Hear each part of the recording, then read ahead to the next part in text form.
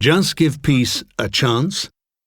Review of Human Smoke by Nicholson Baker. New Statesman, May the 19th, 2008. The very title of this book, Human Smoke, is either very courageous or very tasteless, or conceivably both. And Nicholson Baker waits until his very last page to give us the origin of it. It's taken from the post-war interrogation of General Franz Halder, a mutinous German officer who was incarcerated in Dachau late in the war and saw flakes of smoke blow into his cell. Human smoke, he called it. To use the ashes of Nazism's victims as the name of a polemic that says that the Second World War was not worth fighting takes a certain kind of nerve. But of course, if there had been no war, it is at least thinkable that there would have been no final solution. It's not as if the treatment of European Jewry was in any sense part of the original casus belli, or even formed any part of the propaganda for the war while it was actually being fought. Instead, the opening of the camps had furnished a retrospective justification for the war, a conflict the outcome of which is probably one of the few elements of consensus still left to us. Follow Baker's logic just a little further, and it becomes possible to imply that the war might actually have helped facilitate the Holocaust. This in turn would help make all participants in the Second World War into morally equivalent forces. And that, in fact, is Baker's view, as is the view not just that all wars are essentially the same, but that they are also all essentially part of the same war. What we call the Second World War was only an extension of the long struggle for mastery between the various European powers, all of which were all the time also wreaking indiscriminate cruelty on colonial peoples. That there is some truth to all this is what gives pacifism its enduring appeal. Baker's narrative method is one that approximates collage. He builds up a heap of contemporary newspaper clippings, reports and speeches, taking us at a brisk pace through the First World War and the volatile 20s and 30s, and then slowing down as the great confrontation begins to unfold. He concludes the book on the 31st of December 1941, when the conflict has become truly global with Pearl Harbor, and when, as he rather tellingly puts it, most of the people who died in the Second World War were at that moment still alive. The ones who were to die at the hands of British and American bomber pilots are the ones who receive the greater part of Baker's compassion. If there is a villain in this book, it is certainly the Royal Air Force. Hardly a page goes by without Baker selecting a report of the British bombing of Iraq, or India or Sudan in some colonial punitive expedition. And this, it becomes clear, is a curtain-raiser for the concept of area bombing, and Hamburg and Dresden, with all restraint on the inflicting of civilian casualties thrown to the wind.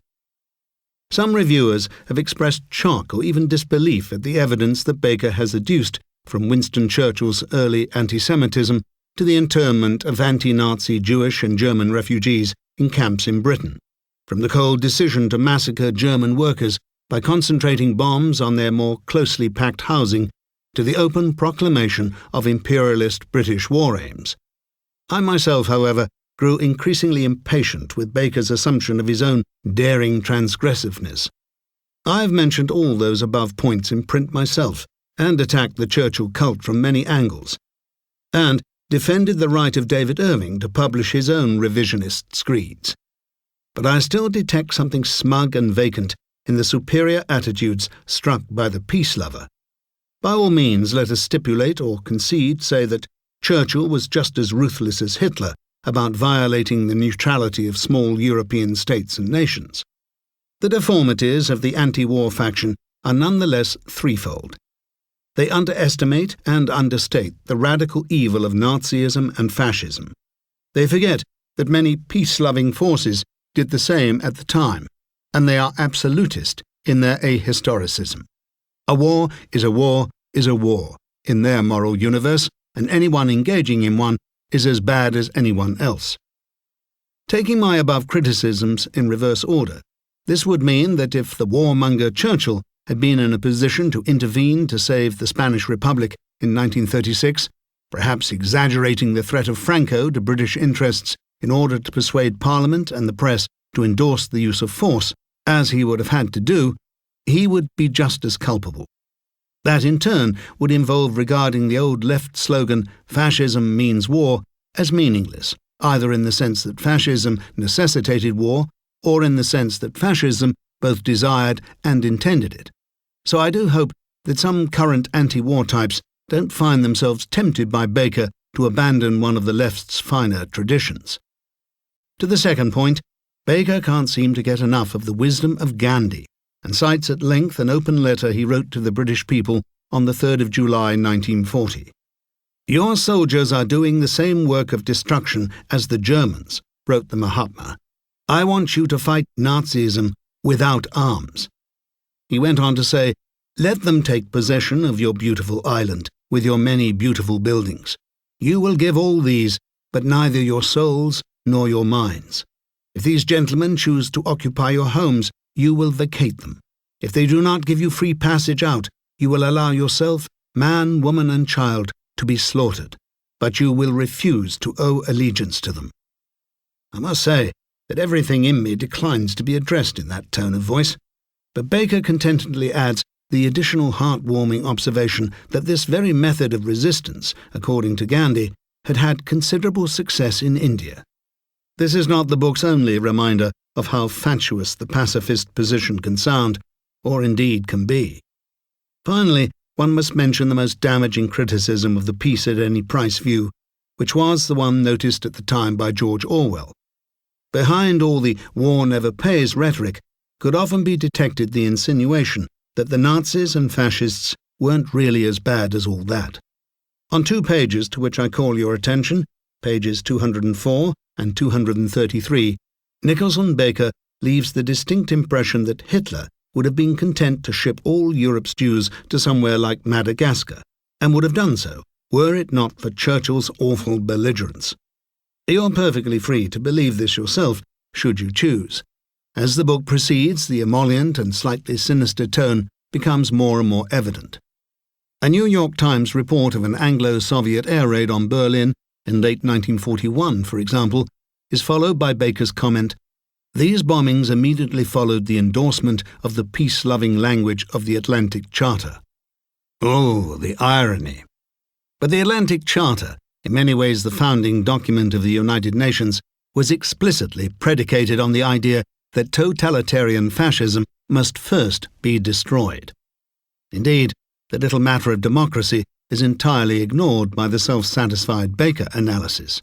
Not only are Britain and America discussed as if they were little, if any, better than the dictatorships of the time, but we are never even faced with the question of how much force would ever be justifiable in a war to the finish between the pluralist and the absolutist principle, in which the absolutist principle was, lest we forget, rather convincingly vanquished. In much the same way, London and Washington are reprobated for missing chances for negotiation before 1940, but Berlin doesn't draw the same standard of criticism for its decision to fight on and to intensify genocide in the East as well as to prolong the misery of Germany, when all was obviously lost. Nor is Japanese imperialism pictured as anything much more than an island regime goaded into war by the exorbitant demands of Franklin Roosevelt. This will not do. Baker and I share an admiration for the extraordinary courage of the German anti-war movement, both civil and military, but he either doesn't know or completely forgets something that one is not entitled to overlook.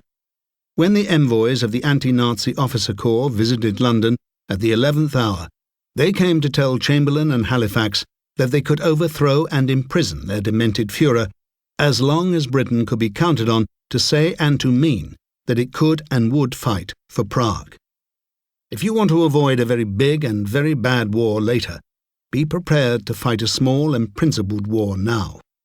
Who would not rather have removed Saddam Hussein from power in 1991, before the ruinous sanctions and during his genocide, and while he was red-handed with WMDs? Baker's book should have a contradictory effect on readers of leftist and or anti-militarist bent. In hindsight, it makes the white flag appear very dirty and the red flag look relatively clean.